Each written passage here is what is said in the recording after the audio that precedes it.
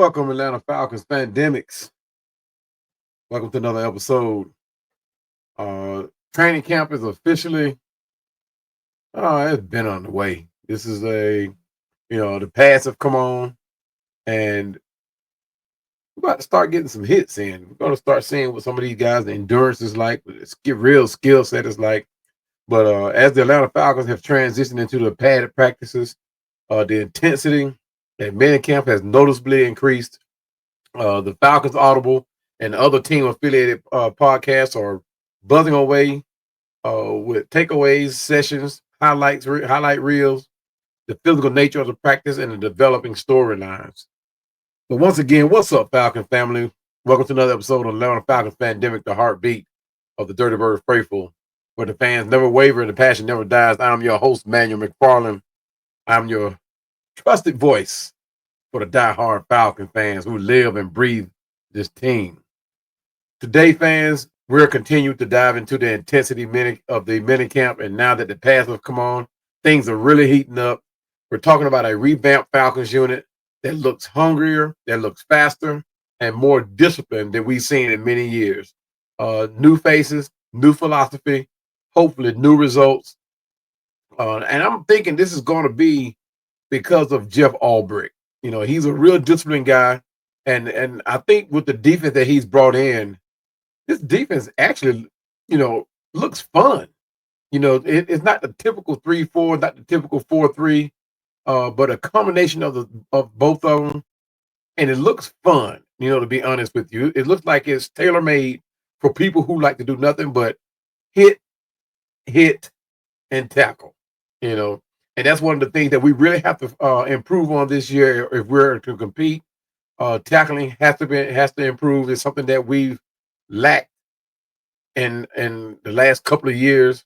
So hopefully with these new bodies in place, Jalen Walker, James Pierce Jr., and the veterans who've gotten more time under their belt can increase and get the energy to want to play more, do more, right?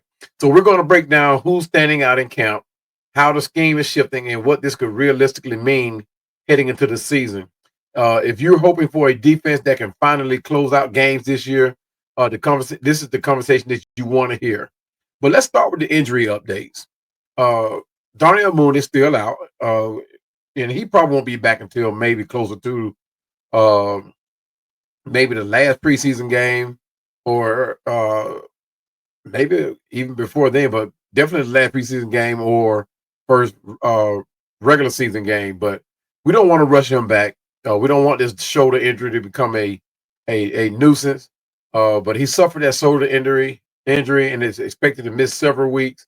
The Falcons have since signed veteran wide receiver DJ Chark Jr. to add depth to the receiving core. And it's going to be real interesting to see how this receiving core pans out, because we have so many in camp, and each one is bringing their own skill set. Each one has something that can really contribute to Zach Robinson's offense. I'm really looking to see what Nick Nash, how he's going to fit into this offense. And that's why I was wondering why DJ Chalk. I mean, I know he's a veteran receiver and can really add to that third spot, but I was wondering why Nick Nash and Casey Washington wasn't like immediately signed up to play that third spot. But hey, guys, it is what it is, right? We got a lot to look for out of their receiving core. Jalen Walker, the first round pick, has been sidelined with a minor hamstring injury. While the team is being cautious and holding him out of team drill, the injury is not considered long term. His absence is a concern as he needs the reps to develop. But coaches believe it won't put him too far behind. Now with Jalen Walker, I don't think it was a injury. I think it was more of a tweak. And they did, and out of caution, they held him out of a couple of drills. But I'm not worried about Jalen Walker. He's a fitted guy. He's that guy that he looks in shape. So, but I think they're erring on the side of caution, which I kind of like that idea. Because sometimes you have to save a player from himself, right? You got players like that want to show that they can do more. and want to be a part of every drill, every tackle, every play. So sometimes you have to save the player from themselves. Now we're going to move on to Kyle Pitts. After a foot injury in the offseason, Pitts is back on the field, though his practice time is being managed as a precaution. But he is performing pretty well. You know, that you can see the chemistry developing between him and Michael Penix Jr. As you know, Michael Penix actually spoke highly of Kyle Pitts even before the season ended last year. So you did see the plays that they were able to connect on it, and it actually looked like they were already developing chemistry, and there's a lot to look forward to. So who's performing well? James Pierce Jr. He's been the topic of everybody's podcast, everybody's content, everybody's article. James Pierce, the rookie edge rusher, has been a consistent standout since camp began. He's been disruptive in drills and is drawing praise for his high motor and ability to get into the backfield, lining up against both starting offensive tackles. And Michael Penix, we expected nothing less from him, right? He's reportedly displaying a sense of poise, consistency, a lot of what we saw last year once he came in and took over at the helm behind Kirk Cousins. But while the offense isn't fully open yet, he's showing a solid connection with his receivers, particularly Drake London. Now, you saw a few plays, too, where he was able to connect with Kyle Pitts.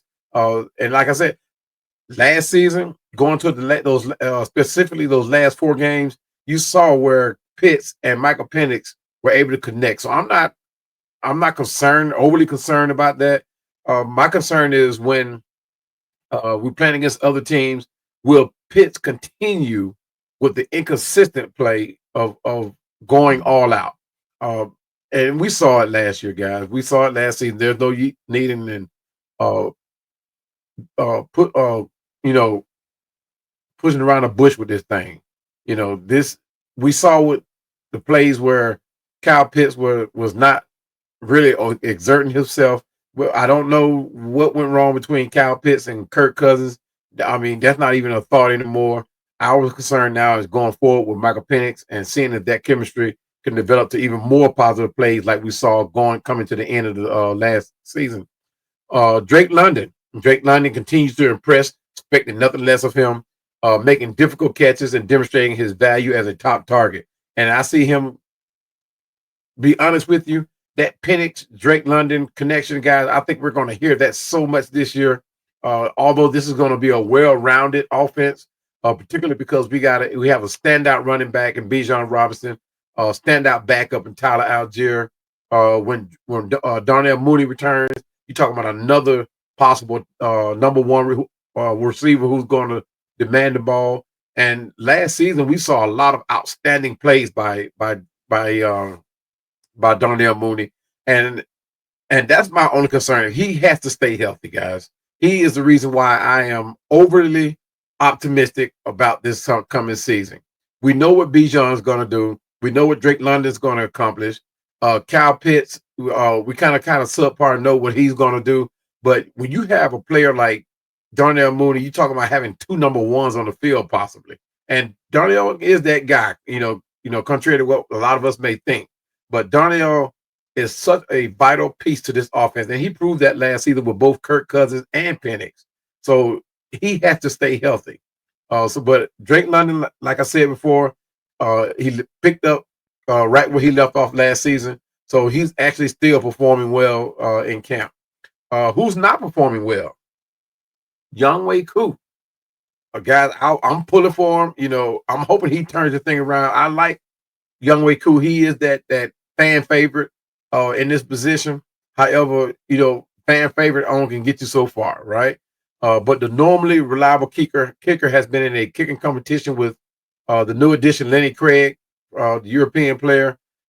Koo's performance last season was his worst as a Falcon, and he'll need to step up his game to solidify his spot. The recent kicking competition, I think they were kicking from 50-plus yards. Each one of them kicked like 15, I think it was. I think Koo missed one, and Lenny Craig nailed them all. So this is really turned out to be one heck of a battle in camp, but you have to wonder. And from what I was told, and this was outside the kicking competition, outside the following day, Koo wasn't as consistent as he was the day before. So I don't know if he got one of those, got his leg all tired and kicking too much, trying to do too much. But Lenny Craig is still going strong. So I don't know. Younghoe Koo, although I'm pulling for him, he's a fan favorite. And I'm pretty sure a lot of fans want him to be able to, come in and, and get his position back as the starter. And there's nothing against the Falcons having two kickers. That could possibly happen. But when it comes down to the moment when we need a kicker, who will get the signal to kick that field goal? Will it depend on how close we are? Because last season, guys, we saw it. Koo was nailing kicks 50 plus yards, right? But when he comes inside the 50 and on into the 40, he was blowing kicks. And that's baffling to me. I'm not a kicker, never have kicked. And I tried kicking something in high school, but it's nothing compared to today's football game where, you got people coming at you, you got bigger players, taller players, that could, and bigger pressures that could affect your output. But like I said, I'm pulling for Koo. He has to step up if he want to continue being the guy to get the call to kick these field goals, right? So one thing I have not noticed though, has Lenny Craig tried punting? No, I don't think anybody is coming out. I don't think we have that area of concern.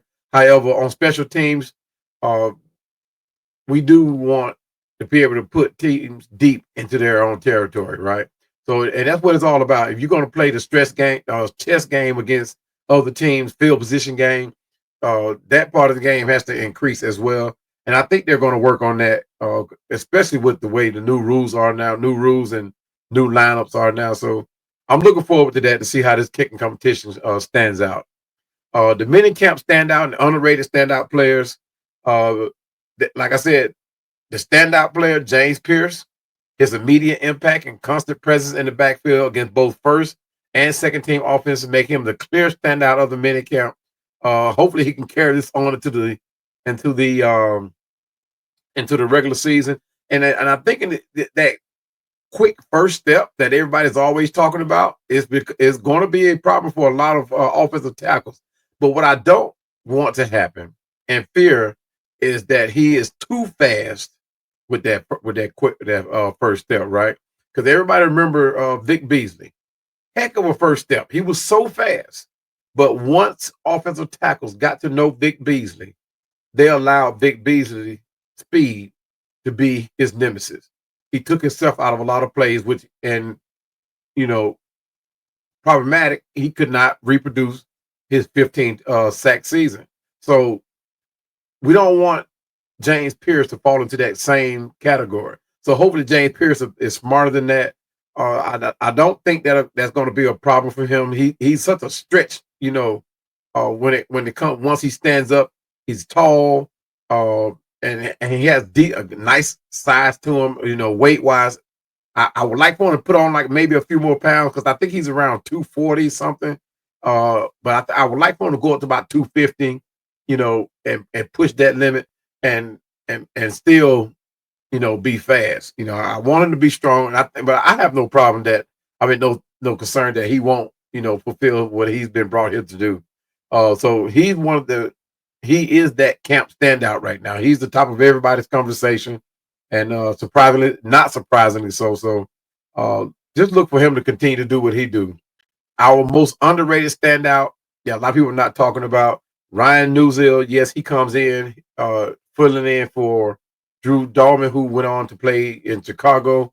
Newsill is slotted to be the starting center. He's reportedly handling the protection calls and communication with Penix very well. He's going to play a key role that often goes unnoticed. And it's like the long snapper, very key role, very important role. But like I said, it goes unnoticed. And to me, this is underrated because he's not going to get the credit that Drew Dahlman, got. You know what I mean? Because Drew Dahlman did a pretty good, job at center. Newsill came in and filled in while Drew Dahlman was injured. and he did a pretty decent job. So, like I said, it's going to be underrated. People are going to think he's just going to come in and be able to handle the offensive calls for the line. But with the chemistry that this line has, I have no problem thinking that they won't be able to do it. Uh, Next one, what to look for in the first preseason game versus the Detroit Lions. Yes, I will be in the building. Just look for the big red cowboy hat, guys. I will be wearing it.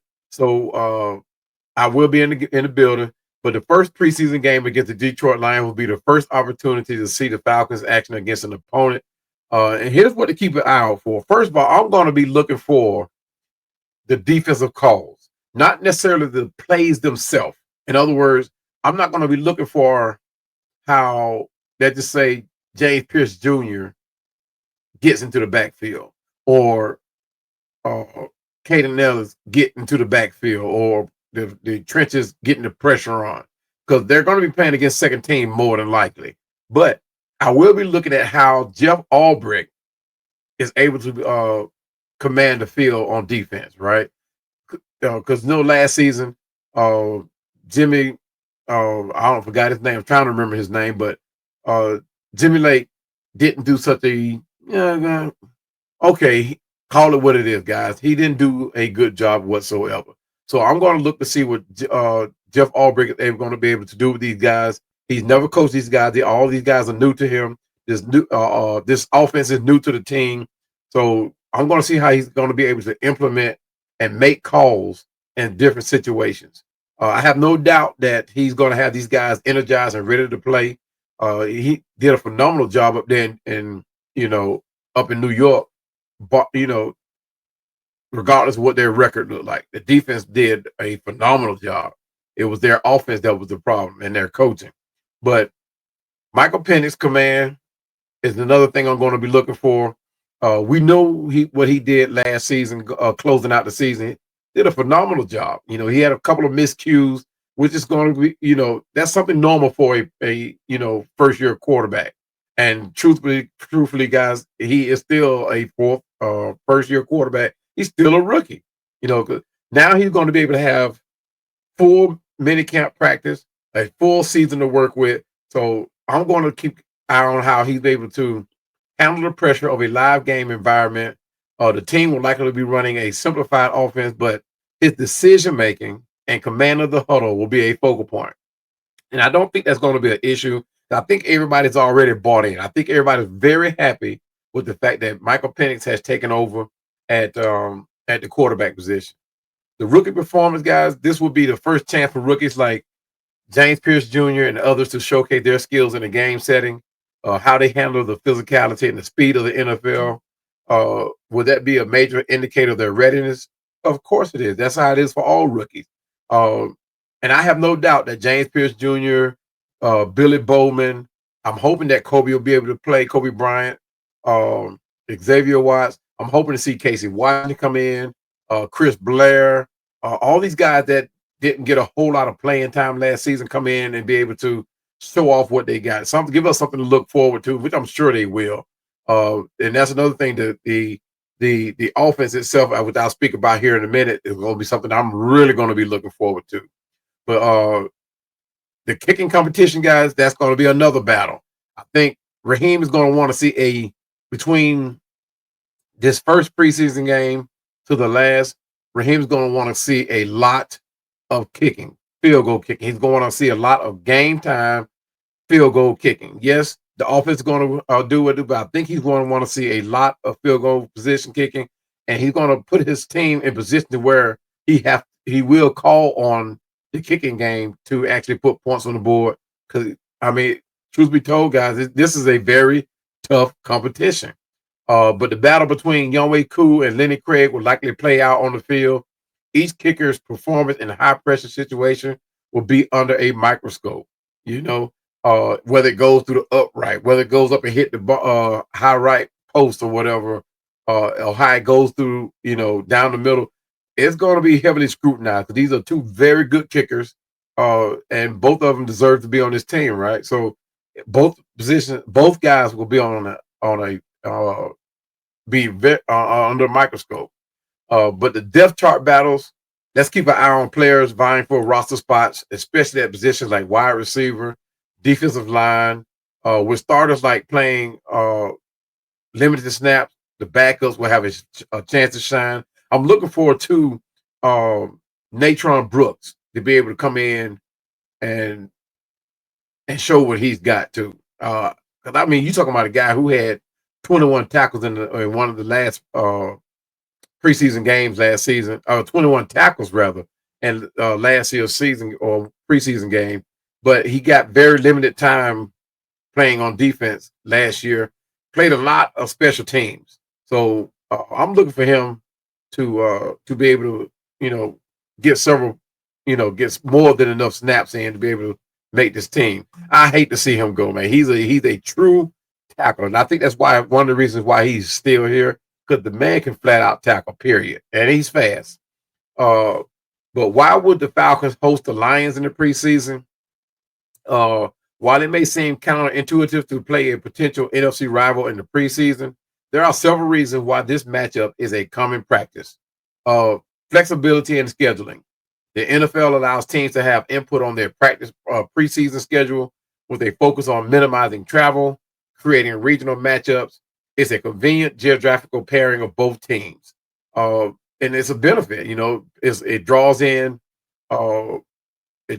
money because the people the business is going to be pretty. I'm not going to say it's going to be packed, but it's going to draw a crowd, pretty much more than you will see at normal preseason games. But this is a potential, like I just said, a potential NFC rival, and the road to the Super Bowl will have to go through the Detroit Lions, and that's what I'm hoping we aiming for. Although what is it? What was the slogan? Outrunning the South was a good start. I'm hoping we abandon that and we just go take the South. Forget trying to outrunning it. Just take it and focus on the NFC Championship, heading on into playing into the next round. Don't even let Tampa Bay and New Orleans, Carolina be a distraction for us, right? So, but also number 2 point, evaluating the players.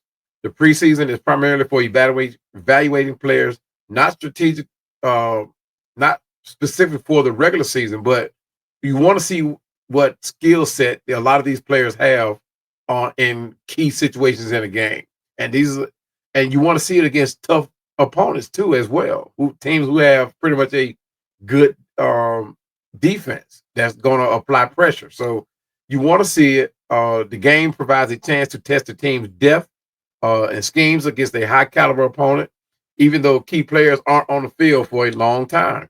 So you do want to see it. If you're going to play your veterans, you want your veterans to get their bodies acclimated to playing in game time mode, right? You don't want to. You definitely want to monitor how much they play, because the potential for injury. Although injury can happen at any time during the season in practice or whatever, but you do want to monitor it, because you do have people on other teams that try to make a name for themselves by doing a cheap shot or a hard hit that could potentially hurt your veteran. So somebody that you depend on to be a starter. So you do really want to watch that. But building the chemistry is another one. The game provides a live, competitive environment for new players, coaches to build chemistry, get accustomed to game time speed without the pressure of a regular season outcome, right? So it's not a matter of who wins, who loses. It's a matter of getting a very good look at people that you really want to take a look at outside of your starters. Your rookies, your undrafted free agents, your people you brought in for free agency, your camp invites, people who you've extended a future contract to. So you really want to get a real good look. Depth players is what personnel is what I'm talking about. People who provide depth to your backup, to your starters. So there's a chance to get a real good look at what they can do, and will they be able to withstand a game time situation. Last reason, guys, revenue generation. I think I touched on it here just a second ago. Preseason games are a good source for the revenue for the teams. A good matchup against a very good opponent, popular opponent, and successful team like Lions can generate more ticket sales and interest. So you take this for example. If the Falcons are able to go in and get a very good practice in against the Lions and also come out with a win, and like I said, it's not about, to me, guys, it's not about a win or loss, right? It's about seeing what our players can put together, developing that chemistry. Like, I have no doubt that the offensive line has developed that chemistry. But what I'm looking for, I want to see Kyle Pitts and Penix. I want to see some more of that. I want to see Casey Washington and Pitts. I want to see Nick Nash and Pitts. I want to see how well Jesse Bates becomes that leader on that defense, who will step up to be the leader if not Bates, So that's if they start. I don't think they're good. If they play a series, I mean, I think we'll be lucky to see that. I don't think we'll see Jesse Bates, but we will see a lot of Billy Bowman, Xavier Watts, Natron Brooks, Kobe. I think Kobe's going to play, so hopefully we get to see a lot of them. Michael Hughes. We get to see players that needs to be looked at again, right? D. Alford, those Clark Phillips. So we're going to get to see a lot of them, and that's what I liked about what Terry did this year. He provided a lot of depth to this team. So if something was to happen, we still have very capable players of being able to come in and step up and be and hopefully carry on where whoever falls off leaves off, right? And that's what it's all about, guys. That's what preseason is all about. And me myself, man. I mean, I'm going to be at every preseason game. Hopefully, I'll be able to see a couple of practice before it closes out to the public. But like I said, guys, look for the big red cowboy hat. I will be there with showcasing it, and hopefully I get to meet a lot of the content creators that I missed at the beginning of camp. And get to see a lot of you guys who have supported me through this whole journey, But guys, that's a wrap for this video. I'm going to go ahead and close it out now so I can start on my other one. But guys, join me. Stay with me with these videos, the minicamp updates, and a big shout out to all of my dedicated and faithful Falcon fans and subscribers. You are all the heartbeat of this show. Whether you've subscribed or following or just tuning in for the first time, we appreciate you. Thank you so much for supporting what we're building here. We can't thank you enough for watching and for being the best community a channel could ask for. This community is actually growing fast, and it's because of you that we're able to keep doing what we do every week. And that being said, I'm going to try to add another show. It's going to be hard, but I'm going to try to add another show for each week. But every like that comes in, every comment, every time you hit that notification bell, fuels our passion to bring in even more Atlanta Falcons content. So Falcon fans, please stick around because we've got more and more exciting Atlanta Falcons content and updates coming your way. So stay tuned. Until next time, everybody, let's everybody continue to rap. All right, Pandemic family, that's a wrap for this episode.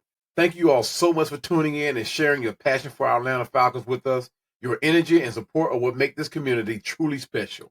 If you've enjoyed this video, please give it a 2 thumbs up, leave a comment below with your thoughts, and of course, subscribe to the channel so you don't miss any of our exciting content. And seriously, don't forget to hit that notification bell right next to that subscribe button so that you'll be the first to know when we drop new videos about our beloved Dirty Birds. And as always, continue to rise up, and we'll see you in the Super Bowl.